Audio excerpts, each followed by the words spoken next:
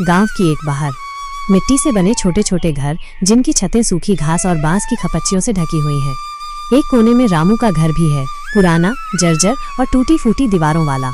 घर के बाहर गाय और बकरियां बंधी हैं और आंगन में एक पुरानी चारपाई पड़ी है। अंदर से रामलता के खांसने की आवाज आ रही है। सुबह का समय।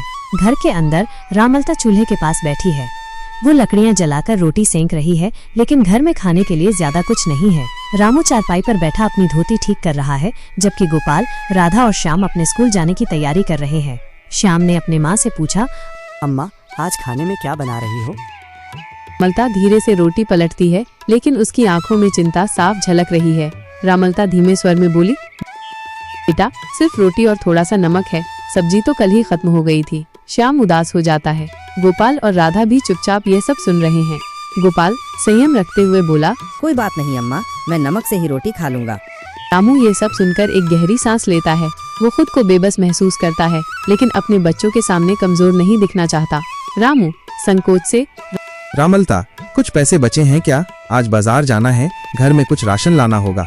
रामलता सिर झुका लेती है। रामलता निराश होकर, नहीं, पिछले हफ्ते की मजदूरी से जो बचा था वो बच्चों की स्कूल की फीस में चला गया। अब बस इतना ही बचा है कि 1-2 दिन किसी तरह गुजारा हो जाए। रामू की आंखों में बेबसी दिखने लगती है। वह चुपचाप अपनी लाठी उठाता है और बाहर की ओर बढ़ता है।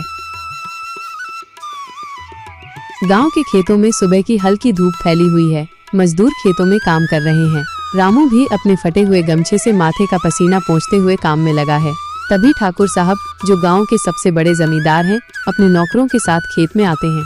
ठाकुर साहब गंभीर स्वर में, अरे रामू, जल्दी करो, फसल कटाई का काम आज ही पूरा होना चाहिए। रामू जल्दी जल्दी अपने काम में लग जाता है। उसकी हथेलियां पसीने और मिट्टी से सनी हुई हैं, लेकिन वो बिना रुके काम करता रहता है। दोपहर होने पर मजदूर छांव में बैठकर खाना खाने लगते हैं। रामू भी अपनी पोटली खोलता है, जिसमें बस एक सूखी रोटी और थोड़ा सा नमक है। पास बैठे कुछ अमीर मजदूर चावल और सब्जी खा रहे हैं। वे रामू की ओर देखकर हल्के से मुस्कुरा देते हैं। अरे रामू, रोज रोज नमक रोटी, कभी कुछ अच्छा भी खा लिया कर। रामू हल्के से मुस्कुराने की कोशिश करता है, लेकिन उसकी आंखों में दर्द साफ झलकता है। वह चुपचाप अपना खाना खाने लगता है। शाम का समय। रामू खेतों से लौटते हुए गांव की पगडंडी पर चल रहा है। सूरज ढल रहा है और पक्षी अपने घोंसलों की ओर लौट रहे हैं।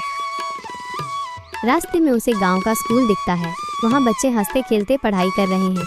रामू रुककर कुछ देर स्कूल की ओर देखता है। उसके मन में अपने बच्चों का ख्याल आता है, गोपाल, राधा और श्याम।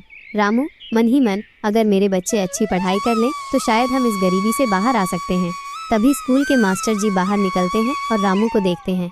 मास्टर जी मुस्कुराकर, अरे रामू, कैसे हो? रामू संकोच से, ठीक हूँ। बस बच्चों की पढ़ाई को लेकर चिंता रहती है। मास्टर जी प्रोत्साहित करते हुए, चिंता मत करो, पढ़ाई ही एकमात्र रास्ता है जिससे गरीबी को हराया जा सकता है। तुम बच्चों को स्कूल भेजते रहो, मेहनत रंग लाएगी। रामू सिर हिलाता है और एक नई उम्मीद के साथ घर की ओर बढ़ता है। घर में रात का समय। पूरा परिवार आंगन में बैठा है। रामू ने मजदूरी से जो थोड़े बहुत पैसे कमाए थे, उससे 1 किलो आटा और थोड़ी सी दाल खरीद कर लाया है। रामलता चूल्हे पर दाल बना रही है और बच्चे पास में बैठे बातें कर रहे हैं। राधा उत्साहित होकर, बाबा, मैं पढ़ लिख कर बड़ी अफसर बनूंगी, फिर हमें कोई गरीब नहीं कहेगा। रामू और रामलता अपनी बेटी को गर्व से देखते हैं। गोपाल भी अपनी किताब खोलकर पढ़ने लगता है। गोपाल गंभीरता से, मैं भी पढ़ूंगा और एक दिन ऐसा काम करूंगा कि हमारा परिवार इस गरीबी से बाहर आ जाए। रामू अपने बच्चों के आत्मविश्वास को देखकर भावुक हो जाता है। रामू गर्व से, हाँ बेटा, मेहनत और पढ़ाई से सब कुछ बदला जा सकता है, बस हिम्मत मत हारना। पूरा परिवार एक साथ खाना खाता है। पहली बार गरीबी की तकलीफों के बावजूद उनके दिल में उम्मीद की एक नई किरण जाग उठी।